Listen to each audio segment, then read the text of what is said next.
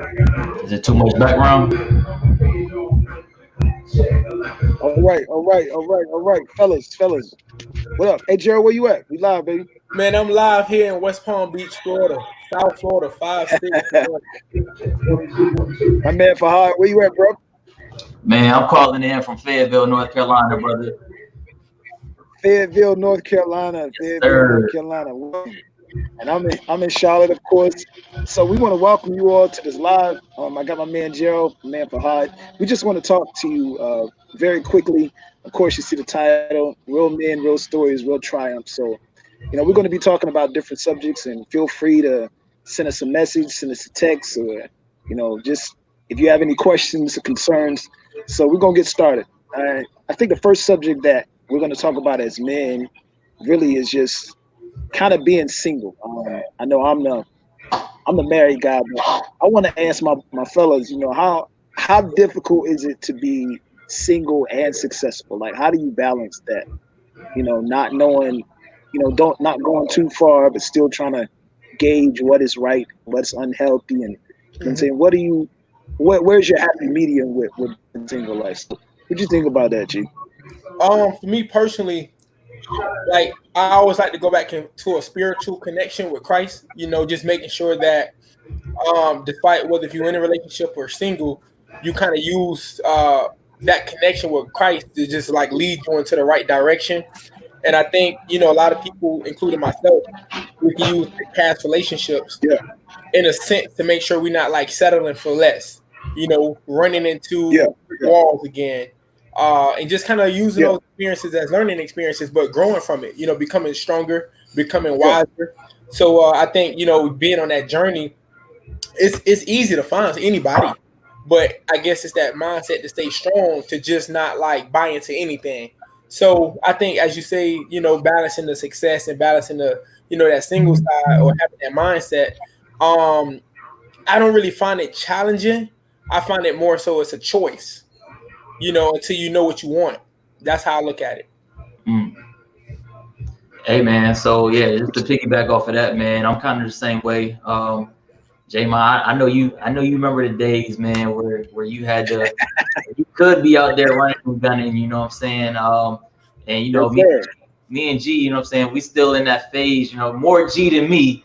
You know what I'm saying? I'm a little bit older. I'm 32, about to be 33, man. But for me, having gone through, you know what I'm saying, I was married for 6 years. I had I played a lot of part in why it didn't work out, you know what I'm saying? Just being um just immature, you know what I'm saying, is what it boils down to. But now that, you know what I'm saying, I've gone through those life lessons, through those experiences, and I've dated, you know what I'm saying, since coming out of the whole marriage and whatnot, being divorced. But I just realized, Yeah, what I'm saying, that nowadays, when and I was told this a long time ago by my grandfather, and I just, as a youngster, you don't listen to it, because you young. I know what I'm doing. Like, I got this. Life, what is that? Life is too easy for me. And then yeah, I started realizing, and I actually had a lot of conversations lately with a lot of women, because they get mad. They're like, "Hey, you know what? You're single. Why you single? Like, why can't we date? Why don't you got time for me? You always busy. What's going on?" And I'm like, you know what? Like, I have goals and I have plans. You know what I'm saying? And a vision for what I want my life to be at and where I want to be at in life. I got two girls. I have certain things that I want to do. And right now, if you aren't on the same playing field, you know what I'm saying, we're not on the same path towards success, you know what yeah, I'm saying, or you can't even be yeah, supportive, then, no disrespect, but we can't rock. That's just me. Because I yeah, realized, when I was in my yeah. marriage, even a relationship, you know what I'm saying, when we didn't vibe, we end up having issues. So Hmm. Hmm.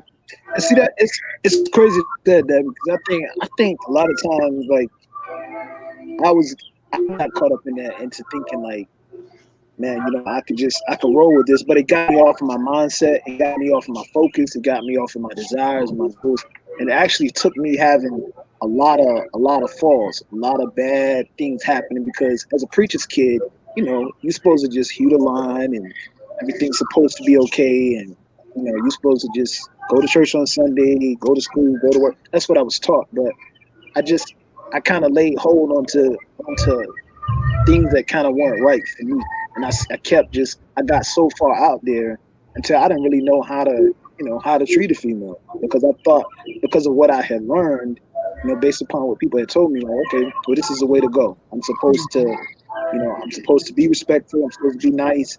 And then I was dating females who was like, you too nice. So I switched it up.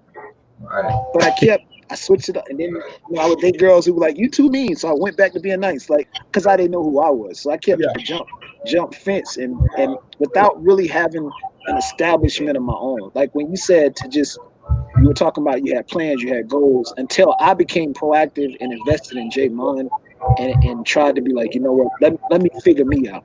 And I think a lot of men do that. Like, how is it, I guess my question is, how easy is it to lose yourself when it comes to being in a relationship, or when it comes to getting involved with somebody? Do you think a man can be overly involved? Like, do you think a man could just be too inundated with, you know what I'm saying, with whatever's going on, that he loses his own focus? I don't know. Right, man. So hey Jared, I'm gonna hop on this one real quick, man. So, that's why I come with that whole that vibe where, like, yo, you have to be on that right path.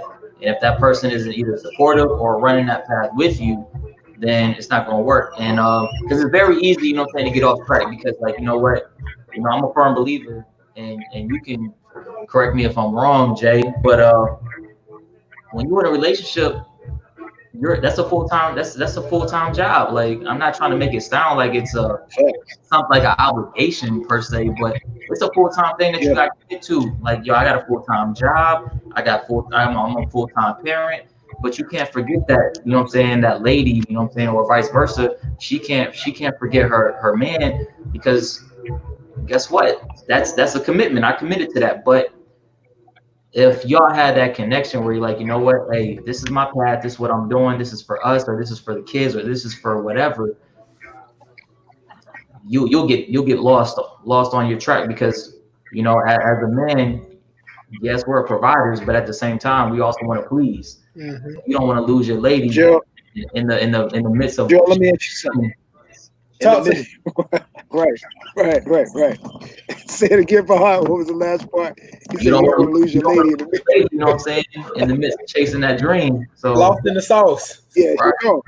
She out of there. Yeah, she out of there. So, hey, G, I want to ask you something. Like, when we hit those points of not having money, like, because every dude goes through that. You get a bad female, and then you like, man, like, how far can I stretch this $30? Yeah. We can get some pizza, we can go to a movie, we can go bowling. All right, that's about 19. Like, how big of a part does finances play on? Let's just start with a relationship. Yeah. So I'm gonna pose it. What you think? Me personally, I think it definitely plays a big factor, and I'm gonna tell you why. The reason why I think it plays a big factor is, I don't care what female it is. I don't care if it can be the nicest female. It can be the female who got one of the worst attitudes. I started learning one thing about women, and I don't say this in a disrespectful way, but it's just like something about holding something in, where it's like they may help contribute in the date or the trip, but at some point, whether if it's 1 week, 1 month, 5 months, 2 or 3 years later, they bring it back up. And I think that's when I take it personal, because it's like, don't look at me like I'm a charity case. I wanted to work something together with you, but like at the same time, women ask a lot from us as men.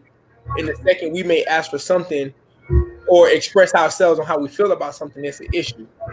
So that's one thing that I've picked up on. So I know money can play a big part. As far as the person, a female may be seeing, I don't know, materialistic things and feeling like that's what complete her. Until that right dude who got all of those materialistic things don't give her what she want on the inside as a woman to uplift her, and then it's like, dang, I missed out.